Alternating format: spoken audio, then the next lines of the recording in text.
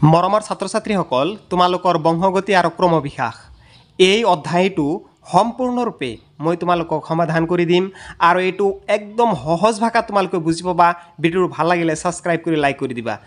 অকল আমাৰ ছাত্ৰ-ছাত্ৰীসকলে জাস্ট খালি কুৱেশ্যন আনসাৰবিলাক পঢ়ে কিন্তু মেইন টপিকটো বুজি নাপায়। তাৰ কাৰণে আমাৰ ছাত্ৰ-ছাত্ৰীবিলাক পিছ পৰি থাকে। হে মই তোমালোকৰ লগত এনেকুৱা ধৰণৰ এটা হ্যান্ড ৰাইটিং নোটছ বনাইছো, অৰ্থাৎ হাতে লিখা এটা কপি বনাইছো। এইটো চালে তোমালোকে নিশ্চয় উপকৃত হ'ব বুলি মই আশা ৰাখিছো। বংশগতি মানে কি? যে বংশগতি মানে হৈছে যে উত্তৰ পুৰুষ বা পূৰ্বপুৰুষৰ পৰা অহা চৰিত্ৰ বৈশিষ্ট্যসমূহ পৰৱৰ্তী প্ৰজন্মলৈ যিটো স্থানান্তৰ হয় সেইটোই হ'ল বংশগতি। আৰু এই বংশগতিত মেণ্ডেলিভেৰ নামৰ এটা বৈজ্ঞানিকে কি কৰিছিল? এটা পৰীক্ষা কৰিছিল। সেই পৰীক্ষাটো কি পৰীক্ষা কৰিছিল সেইটো বিষয়ে আমাৰ নিশ্চয় জানিব লাগিব। মেণ্ডেলিভৰ পৰীক্ষাটো এনেকুৱা ধৰণৰ আছিল যে মেণ্ডেলৰ পৰীক্ষা কৰিছিল মানুহৰ চাৰিত্ৰিক বৈশিষ্ট্যৰ বংশানুক্ৰমিক প্ৰবাহৰ নিয়মবিলাক। এই নিয়মবিলাকৰ লগত এই কথাৰ সম্পৰ্ক আছে যে সন্তানৰ দেহলৈ প্ৰবাহিত হোৱা জিনীয় পদাৰ্থ যিখিনি মাক আৰু দেউতাকৰ দুয়োৰে সমপৰিমাণ বৰণী আগবঢ়ায়। এই কথাষাৰ মেণ্ডেলে পৰীক্ষা কৰিছিল। কিন্তু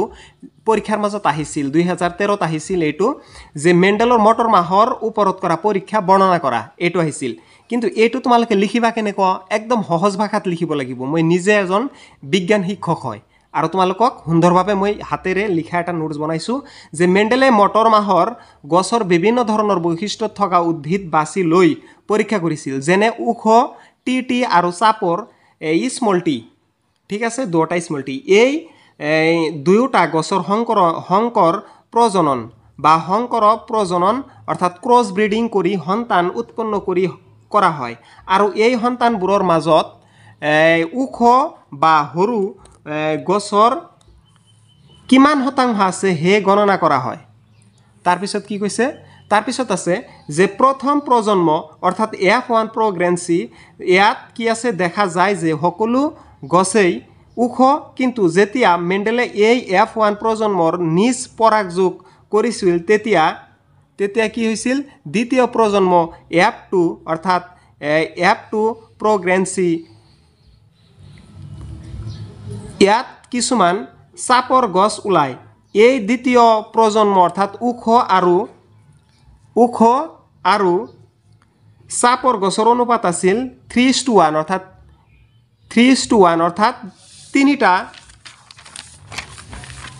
তিনিটাৰ বিপৰীত এটা চাপৰ গছ। এই তিনিটা ওখ গছৰ ভিতৰত এটা কেপিটেল টি অৰ্থাৎ কেপিটেল টি মানে এটা ওখ। এই তিনিটা ওখ গছৰ ভিতৰত এটা ওখ মানে কেপিটেল টি অৰ্থাৎ ইয়াক কোৱা হয় হোমোজাইগাছ ওখ, আৰু দুটা কেপিটেল টি স্মল টি হেটাৰজাইগাছ আছিল। আৰু চাপৰ গছটো স্মল টি হোমোজাইগাছ চাপৰ আছিল। ঠিক আছে, তাৰপিছত কি আছে? তাৰপিছত দিছে যৌন প্ৰজনন কৰা প্ৰাণীত প্ৰত্যেক বৈশিষ্ট্য নিৰ্ণয় উৎপাদন জিন দুটা কপি থাকে। এইবোৰ পিতৃ মাতৃৰ পৰা পোৱা যায় আৰু সেইবোৰ একেই হ'ব পাৰে বা ভিন্ন হ'ব পাৰে। যদি দুটা জিন ভিন্ন হয় তেন্তে প্ৰভাৱী মাত্ৰ তেতিয়া প্ৰকাশ পায় যেতিয়া দুয়োটা জিন দুৱাৰা হয়, তেতিয়া স্মল টি অপ্ৰভাৱী বুলি কোৱা হ'ব। এতিয়া চাৰিত্ৰিক বৈশিষ্ট্যবিলাক কেনেকৈ প্ৰকাশ পায় এইটো খুব ইম্পৰ্টেণ্ট। যে কোষৰ ভিতৰত থকা DNA-ত সেই সকলো তথ্য থাকে যাৰ জৰিয়তে প্ৰটিন বনোৱা হয়। প্ৰটিন হৈছে শৰীৰৰ গঠন আৰু কাৰ্যৰ মুখ্য উপাদান। জিন হৈছে DNA-ৰ এখন বিশেষ অংশ য'ত এটা প্ৰটিন বনাবলৈ প্ৰয়োজনীয় তথ্য থকাৰ বাবে সেই প্ৰটিনটো গঠন হয়। জিনবোৰে জীৱ-জগতৰ বৈশিষ্ট্য বা চৰিত্ৰ নিয়ন্ত্ৰণ কৰে, যেনে উচ্চতা, ছালৰ ৰং, চুলি আদি। তাৰপিছত কি কৈছে? ক্ৰমজম কি? যে ক্ৰমজম আৰু জিনৰ সংগঠন। ইয়াত কি কৈছে? প্ৰতিটো জিন এটা দীঘল DNA ৰজ্জু হিচাপে থকাই নহয়, বৰঞ্চ সেইবোৰ সূতাৰ দৰে ক্ৰমজম আকাৰ লয়। মানুহৰ দেহত 23 ক্ৰমজম, মুঠ 46টা ক্ৰমজম যে থাকে, যাৰ ভিতৰত এযোৰ লিংগ ক্ৰমজম বা লিংগ নিৰ্ধাৰণ কৰে মানুহৰ শৰীৰত 23 যোৰ ক্ৰমজম থাকে তাৰ মাজত এযোৰ লিংগ ক্ৰমজম থাকে প্ৰতিটো কোষত এটা পিতৃৰ পৰা আৰু এটা মাতৃৰ পৰা অহা ক্ৰমজম থাকে অৰ্থাৎ প্ৰতিটো বা প্ৰত্যেক জোৰত দুটা ক্ৰমজম থাকে এটা মাকৰ পৰা আৰু এটা দেউতাকৰ পৰা ঠিক আছে এনেকুৱা ধৰণৰ ইয়াৰ পিছত চাই লোৱা তোমালোকে লিংগ নিৰ্ধাৰণ অৰ্থাৎ সেক্স ডিটাৰমিনেশ্যন বা লিংগ নিৰ্ধাৰণ কেনেকৈ কৰে জীৱৰ লিংগ পুৰুষ বা স্ত্ৰী পৰিৱেশগত আৰু জিনগত এই দুই ধৰণৰ কাৰকৰ দ্বাৰা নিৰ্ধাৰিত হয় এতিয়া প্ৰথম কি কয় যে পৰিৱেশ কাৰক কি কিছুমান জীৱ তাপমাত্ৰা পোহৰ আদি পৰিৱেশৰ কাৰকে লিংগ নিৰ্ধাৰণ কৰে উদাহৰণস্বৰূপে কিছুমান সৰীসৃপত উৰ্বৰিত ডিমবোৰ যি তাপমাত্ৰাত সংৰক্ষণ কৰা হয় সেই তাপ তেওঁলোকৰ লিংগ ল'ৰা বা ছোৱালী কি হ'ব সেয়া নিৰ্ধাৰণ কৰে তাৰপিছত কৈছে যে শামুক নিজৰ লিংগ পৰিৱৰ্তন কৰিব পাৰে ই দেখুৱায় যে লিংগ সদায় নিজৰ দ্বাৰা স্থানান্তৰভাৱে বা সদায় জিনৰ দ্বাৰা স্থানীয়ভাৱে নিৰ্ধাৰিত নহয় কি কৈছে লিংগ সদায় জিনৰ বাবে যে স্থানীয়ভাৱে নিৰ্ধাৰিত হয় তেনেকুৱা কোনো কথা নহয় এণ্ড জিনগত কাৰক কি যে জিনগত কাৰক মানুহৰ ক্ষেত্ৰত লিংগ প্ৰধানকৈ জিনগতভাৱে নিৰ্ধাৰিত হয় এতিয়া যদি আহে এইটো কেনেকুৱা ধৰণৰ লিংগ নিৰ্ধাৰণ কি ইয়াৰ পৰা লিখিব লাগিব মানুহৰ ক্ষেত্ৰত মানৱ দেহত DNA 23 যোৰ ক্ৰমজম থাকে যাৰ ভিতৰত 22 যোৰ সাধাৰণ ক্ৰমজম আৰু 1 যোৰ লিংগ ক্ৰমজম থাকে মহিলাৰ ক্ষেত্ৰত দুয়োটা লিংগ ক্ৰমজমৰ X আকাৰ হয় মহিলাৰ দুয়োটা লিংগ ক্ৰমজম X আকাৰৰ হয় হেহে মহিলাৰ লিংগ ক্ৰমজম হয় XX পুৰুষ মেল পুৰুষ অৰ্থাৎ পুৰুষৰ কি হয় এটা X আৰু এটা Y ক্ৰমজম থাকে পুৰুষৰ এটা X ক্ৰমজম থাকে আৰু এটা Y ক্ৰমজম থাকে হেহে পুৰুষৰ লিংগ ক্ৰমজম হল XY সন্তানৰ লিংগ কেনেকৈ নিৰ্ণয় কৰা হয় বা নিৰ্ধাৰণ কৰা হয় মাকৰ পৰা সদায় X ক্ৰমজম আহে সকলো সন্তানে X পায় আৰু দেউতাকৰ শুক্ৰাণুৰ পৰা X বা Y ক্ৰমজম আহে মাক আৰু দেউতাকৰ পৰা সন্তানৰ লিংগ XX হলে ছোৱালী আৰু XY হলে ল'ৰা এইটো লিংগ নিৰ্ণয় কৰা এটা প্ৰসেস বা পদ্ধতি হে সন্তানৰ লিংগ দেউতাকৰ শুক্ৰাণুৰ ওপৰত নিৰ্ভৰ কৰে যে দেউতাকৰ X যদি এৰে তেন্তে ছোৱালী আৰু Y এৰিলে ল'ৰা এতিয়া ক্ৰম অভিষেক বা বিৱৰ্তন কি ভেৰি ইম্পৰ্টেণ্ট তোমালোকে কিতাপত খুজিও নাপাবা মই যিমানখিনি নোটছ বনাই দিছোঁ ভিডিঅ'টো ভাল লাগিলে নিশ্চয় ছাবস্ক্ৰাইব কৰিবা মই এজন শিক্ষক BHC হিচাপে চাই লোৱা যে ক্ৰম অভিষেক বা বিৱৰ্তন কি যদি তোমালোকৰ ইম্পৰ্টেণ্ট হিচাপে নোটছটো লাগে তেন্তে গোটেইকেইটা নোটছ তোমালোকক PDF-ত মই নিজে দি দিম টেনশ্যন কৰিব নালাগে ক্ৰম অভিষেক বা বিৱৰ্তন হৈছে এক প্ৰাকৃতিক প্ৰক্ৰিয়া যাৰ দ্বাৰা জীৱই বৈশিষ্ট্যসমূহ সময়ৰ লগে লগে সলনি হয় ই এক দীৰ্ঘম্যাদী প্ৰক্ৰিয়া য'ত জীৱৰ বংশৰ বৈশিষ্ট্যসমূহ পৰৱৰ্তী প্ৰজন্মলৈ স্থানান্তৰিত হয় আৰু ফলত জীৱৰ প্ৰকাৰ আৰু চাৰিত্ৰিক বৈশিষ্ট্য সলনি হৈ থাকে ক্ৰম অভিষেকৰ মূল ধাৰণা হ'ল জীৱৰ মাজত থকা বৈচিত্ৰ্য আৰু বংশগত বৈশিষ্ট্যবোৰৰ পৰিৱৰ্তনৰ জৰিয়তে নতুন প্ৰজাতিৰ সৃষ্টি হয় ইয়াৰ ফলত জীৱ জগতৰ বিভিন্ন আৰু জটিলতা কি দিয়ে বৃদ্ধি পায় ভিন্নতা বা জটিলতা বৃদ্ধি পায় এতিয়া ক্ৰম অভিষেকৰ কিছুমান মূল বৈশিষ্ট্য আছে সেইবিলাক কি এই বৈশিষ্ট্যবিলাক আমি আলোচনা কৰিম চাই লোৱা এই বৈশিষ্ট্যবিলাক এনেকুৱা ধৰণৰ এক নম্বৰ বৈশিষ্ট্য যে ইয়াত যে জীৱৰ জিনত থকা বৈশিষ্ট্যৰ সময়ৰ লগে লগে সলনি হয় প্ৰাকৃতিক নিৰ্বাচন উপযুক্ত বৈশিষ্ট্যযুক্ত জীৱবোৰত বেছি জীয়াই থাকে উপযুক্ত বৈশিষ্ট্যযুক্ত জীৱবোৰ বেছি জীয়াই থাকে বা বেছি দিন জীয়াই থাকে আৰু বংশ বৃদ্ধি কৰে যাৰ ফলত সেই বৈশিষ্ট্যবোৰ পৰৱৰ্তী প্ৰজন্মৰ বেছিকৈ দেখা পোৱা যায় তাৰপিছত কৈছে নতুন প্ৰজাতিৰ সৃষ্টি দীৰ্ঘ সময়ৰ ব্যৱধানত ক্ৰম অভিষেকে নতুন প্ৰজাতিৰ সৃষ্টি কৰিব পাৰে আকৌ কৈছে যে পৰিৱেশৰ সৈতে কেনেকুৱা জীৱ-জন্তুৱে অভিযোজন কৰি জীৱ বৰ্তি থাকে ক্ৰম অভিষেক জীৱক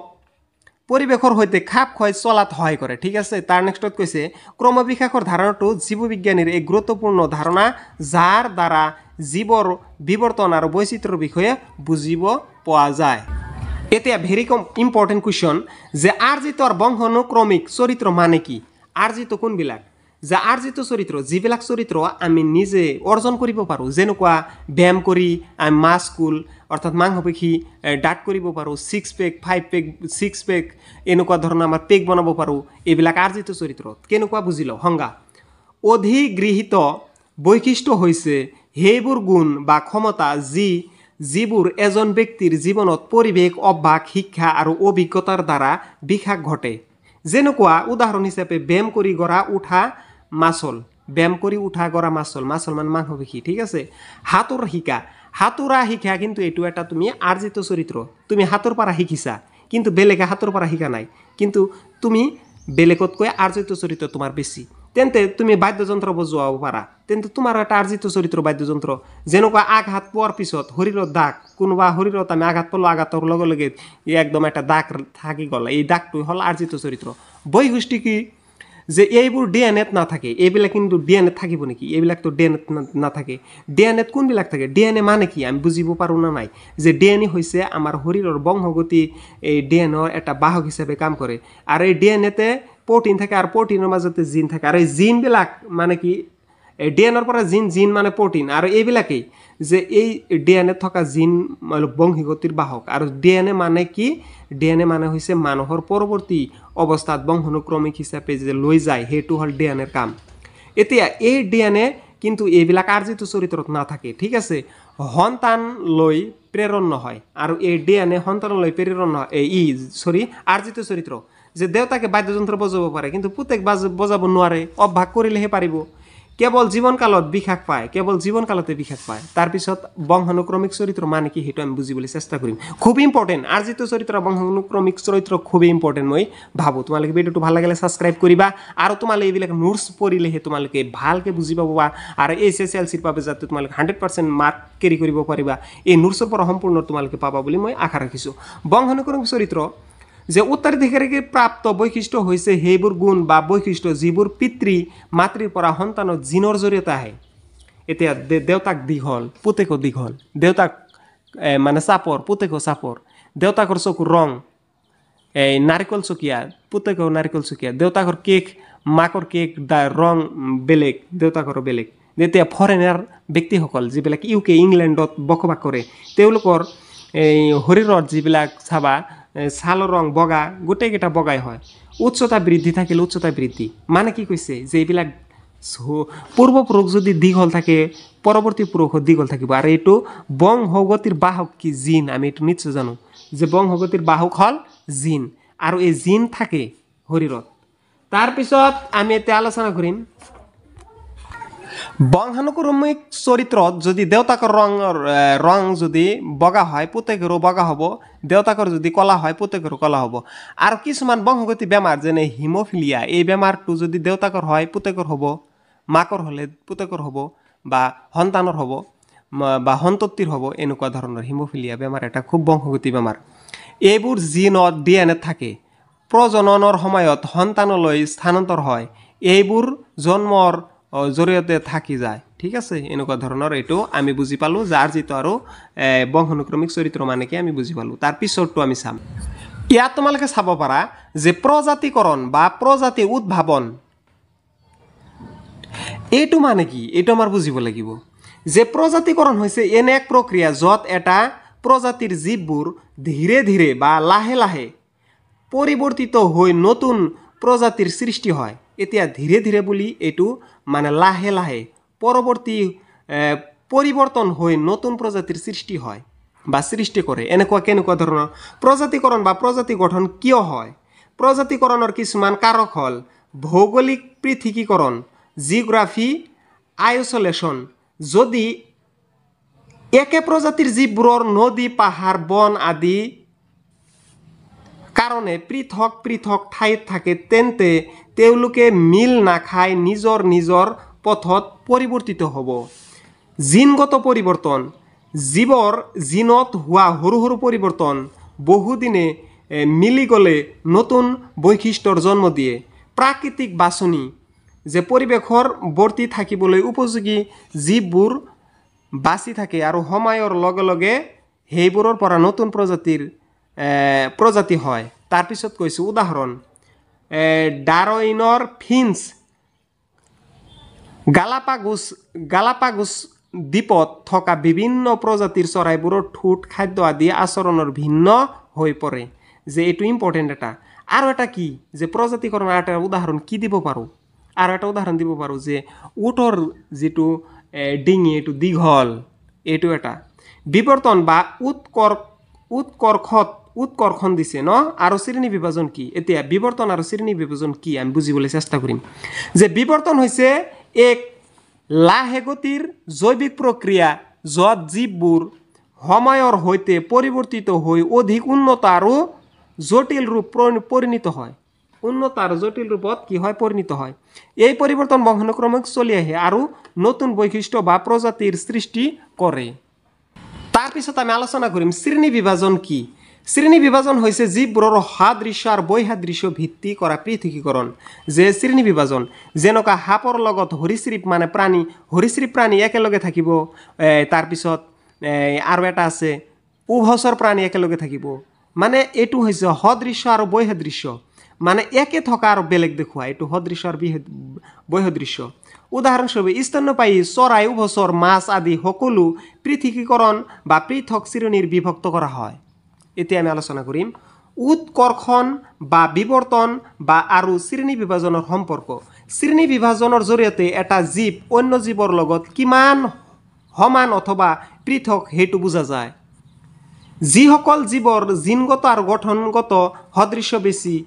সিহঁতৰ শ্ৰেণী বিভাজন হৈছে বিৱৰ্তন ভিত্তিত কৰা এক গঠনমূলক পদ্ধতি উদাহৰণ বান্দৰ আৰু মানুহৰ গঠনৰ সদৃশ্য আছে সেয়েহে বিজ্ঞানে ভাবে এই সকল একোটা পূৰ্বপুৰুষ আছিল যে বিজ্ঞানে কি ভাবে যে এই বান্দৰে আছিল মানুহৰ পূৰ্বপুৰুষ এইটো ডাৰউইনৰ মতবাদ আছিল এতিয়া আমি ইম্পৰ্টেণ্ট এটা কুৱেশ্যন আলোচনা কৰিম সেইটোৰ নাম কি হ'ব সমহংস্ত অংগ এইটো কি এইবোৰ অংগৰ গঠন একে কিন্তু কাৰ্য ভিন বা ভিন এইবোৰ দেখুৱাই যে এই অংগবোৰৰ একেটা উৎপত্তি কিন্তু পিছত ভিন্ন কাৰ্যৰ বাবে ৰূপান্তৰ ঘটিছে উদাহৰণ চৰাইৰ ডেউকা আৰু স্তন্যপায়ী প্ৰাণীৰ আগ ভৰি গঠন একে কিন্তু ডেউকা উৰাৰ বাবে আগ ভৰি খোজ কঢ়াৰ ধাৰণা দিয়ে বা ভেকুলীৰ হাত ভৰি আৰু জেঠীৰ হাত ভৰি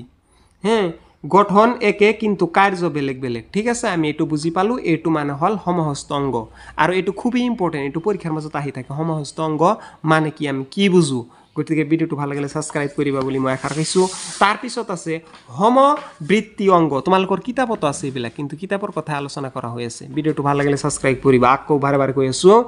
যে এইবোৰ অংগৰ কাৰ্য একে কিন্তু গঠন আৰু উৎপত্তি ভিন এইবোৰ দেখুৱাই যে একেটা কাৰ্যৰ বাবে পৃথকভাৱে বিকাশিত অংগ উদাহৰণ চৰাই আৰু কীট পতংগৰ ডেউকা সকলো ডেউকা উৰিবৰ বাবে ব্যৱহাৰ কৰা হয় কিন্তু গঠন একে নহয় বাদুলি আৰু চৰাইৰ ডেউকা দুয়োৰে ডেউকা উৰাৰ বাবে কাৰ্য কৰে কিন্তু গঠন বাদুলিৰ ডেউকা দীঘল আঙুলিক সংযোগ কৰি ৰখা ছালৰ পৰিৱৰ্তন কিন্তু চৰাইৰ ডেউকা পাখিৰে আবৃত্তি তাৰপিছত কৈছে জীৱাশ্ম কি বা ফসিল কি জীৱাশ্ম হৈছে প্ৰাচীন জীৱদেহৰ অংশ বা উদ্ভিদ আৰু প্ৰাণীৰ অৱশিষ্ট যি বহু বছৰ ধৰি মাটিৰ তলত থকা অৱস্থা শিল ৰূপান্তৰ হৈ সংৰক্ষিত হৈ থাকে জীৱাশ্মৰ দ্বাৰা কি জানিব পাৰি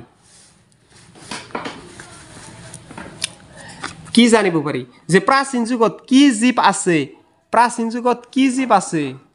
যে প্ৰাচীন যুগত কি জীৱ আছিল সেই জীৱবোৰৰ গঠন কিদৰে আছিল সেই বিষয়ে জানিব পাৰি তাৰপিছত কি কৈছে যে আজিৰ জীৱৰ লগত তাৰ সাদৃশ্য আৰু বৈসাদৃশ্য জানিব পাৰি জীৱাশ্মৰ বয়স নিৰ্ণয় কৰা পদ্ধতি দুই ধৰণৰ এটা আপেক্ষিক পদ্ধতি আৰু এটা জীৱাশ্মৰ পদাৰ্থত পোৱা মৌলৰ সমস্থানিক অনুপাত নিৰ্ণয় এইটো আমি নেক্সট পেজ পাই আছোঁ তাৰপিছত চাই লোৱা বিৱৰ্তনৰ পৰ্যায় কি বিৱৰ্তন বা উৎকৰ্ষতা এটা ধীৰ গতিত হোৱা প্ৰক্ৰিয়া বিৱৰ্তন এটা ধীৰ গতিত হোৱা প্ৰক্ৰিয়া যি একেদিন বা হঠাতে নহয় আজিৰে পৰা প্ৰায় সকলো প্ৰাণীৰ গঠন বহু ধাপত পৰিৱৰ্তন ঘটিছে জীৱবিলাকৰ গঠন বা আচৰণ হোৱা পৰিৱৰ্তনসমূহ একে সময়তে নহয় বৰঞ্চ ধাপে ধাপে বা পৰ্যায়ক্ৰমে হয় এই ধাপে এই ধাপবোৰকে বিবৰ্তন পৰ্যায় বা ষ্টেজ অফ ইভলিউশ্যন বুলি কোৱা হয়। বিবৰ্তন এটা একেলগে নহয়, জীৱবোৰৰ সময়ৰ সৈতে অলপ অলপকৈ পৰিৱৰ্তন হয়। এই ধাৰাবাহিক আৰু লাহে লাহে পৰিৱৰ্তন প্ৰতিটো ধাপ বা স্তৰক বিবৰ্তন পৰ্যায় বোলে। উদাহৰণস্বৰূপে বন্ধাকবিৰ গোট যে এটা মূলৰ উদ্ভিদৰ পৰা হৈছে, বা যেনেকুৱা এটা উদ্ভিদ বনৰীয়া উদ্ভিদ, এটা উদ্ভিদ যেনেকুৱা মূল, যে এই কবিটোৰ পৰা কি কবি হৈছে, যে মানুহে বিভিন্ন গুণৰ ভিত্তিত বীজ সংৰক্ষণ কৰি আছে, যেনে ফুলকবি হৈছে, ৰঙা কবি হৈছে, ব্ৰকলি আদি সৃষ্টি কৰিছে। এইটো কিন্তু বনৰীয়া এটা কবিৰ পৰা এইবিলাক হৈছে। গতিকে এইবিলাক এটা কি বিবৰ্তন বুলি কোৱা হয়। এতিয়া তাৰ নেক্সটত আমি পাম কি যে আনুবংশিক বংশ বৃত্তান্ত বা কি বংশ বৃত্তান্ত। এইটো কি আনুবংশিক বংশ বৃত্তান্ত মানে কি আমি বুজি পাওঁ, কি বুজি পাওঁ এইটোৰ পৰা আমি কি বুজি পাওঁ অলপমান ভালকৈ বুজিবলৈ চেষ্টা কৰিম। চাই ল'বা, ইয়াত চাব পৰা যায় যে আনুবংশিক বংশ বৃত্তান্ত হৈছে জীৱ জন্তু বা উদ্ভিদৰ বংশগত সম্বন্ধ অধ্যয়ন কৰা এটা বৈজ্ঞানিক পদ্ধতি, য'ত তেওঁলোকৰ DNA, RNA অথবা প্ৰটিন আণৱিক গঠন বিচাৰ কৰি বুজা হয় যে জীৱ কিমান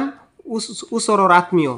জীৱৰ DNA অণুৰ গঠন অধ্যয়ন কৰি সিহঁতৰ মাজৰ আণৱিক জাতি বৃত্তান্ত অংকন কৰিব পাৰি। তাৰপিছত এতিয়া কৈছে বিবৰ্তন আৰু ক্ৰমোন্নতি একে নহয়। হয়, ঠিক আছে, বিবৰ্তন আৰু ক্ৰমোন্নতি একে নহয়। এইটো কিন্তু কিতাপৰ হেডলাইন, এইবিলাক চাবা। বিবৰ্তন মানে হৈছে জীৱৰ ক্ৰমে পৰিৱৰ্তন হোৱা। যে বিবৰ্তন কি কৈছে জীৱবোৰৰ ক্ৰমে পৰিৱৰ্তন হোৱা, কিন্তু এই পৰিৱৰ্তনবোৰ সদায় উন্নত নহ'ব পাৰে। কেতিয়াবা বিবৰ্তনে জীৱক পৰিৱেশৰ লগত খাপ খুৱাই সহায় কৰে, খাবলৈ বা খোৱাবলৈ সহায় কৰে, কিন্তু সেয়া মানে এই নহয় যে সেই জীৱ অধিক উন্নত হৈ আছে, এইটো নহয়। যে বিবৰ্তন মানে যে উন্নত, সেইটো নহয়। উদাহৰণস্বৰূপে গুহাত বাস কৰা মাছ চকু সময়ৰ সৈতে লুপ্ত হৈ পৰিছে। এই এক বিবৰ্তন, কিন্তু একো উন্নত নহয়। ই পৰিৱেশৰ লগত খাপ খোৱা মাথোন। মানুহৰ বিবৰ্তন কি? যে মানুহৰ বিবৰ্তন হৈছে পুৰণি জীৱৰ পৰা আজিৰ আধুনিক মানুহ অৰ্থাৎ হোমো চেপিয়েন্স লৈ হোৱা ধীৰে এক দীঘল প্ৰক্ৰিয়া। মানুহ আৰু বান্দৰে এটা পৰিৱেশৰ পূৰ্বপুৰুষ ভাগ কৰি লৈছে। এই পূৰ্বপুৰুষৰ পৰা মানুহ, চিম্পাঞ্জী, গৰিলা আদি বিকাশ পালে, অৰ্থাৎ লাখ লাখ বছৰৰ ভিতৰত পুৰণি জীৱৰ পৰা আধুনিক মানুহলৈ হোৱা শাৰীৰিক, মানসিক আৰু আচৰণগত পৰিৱৰ্তন। প্ৰমাণ: জীৱাশ্ম পুৰণি মানুহৰ হাড়, DNA, বান্দৰ আৰু মানুহৰ DNA-ৰো অধিক। গুহাৰ চিত্ৰ আৰু সঁজুলি পুৰণি জীৱৰ তথ্য দিয়ে। এতিয়া কথা হ'ল মৰমৰ ছাত্ৰ ছাত্ৰীসকল, যে গোটেইকেইটা এইটো কিতাপ ভিত্তিক তোমালোকৰ এই ভিডিঅ'টো বনোৱা হৈছে, কিতাপ ভিত্তিত হেডলাইন দিয়া আছে। ভিডিঅ'টো ভাল লাগিলে ছাবস্ক্ৰাইব কৰিবি, মোৰ লগতে থাকিব বুলি আশা ৰাখিছোঁ। ভিডিঅ'টো ইমান সময় চোৱাৰ বাবে ধন্যবাদ। থেংক ইউ ৱাচিং দ্য ভিডিঅ'।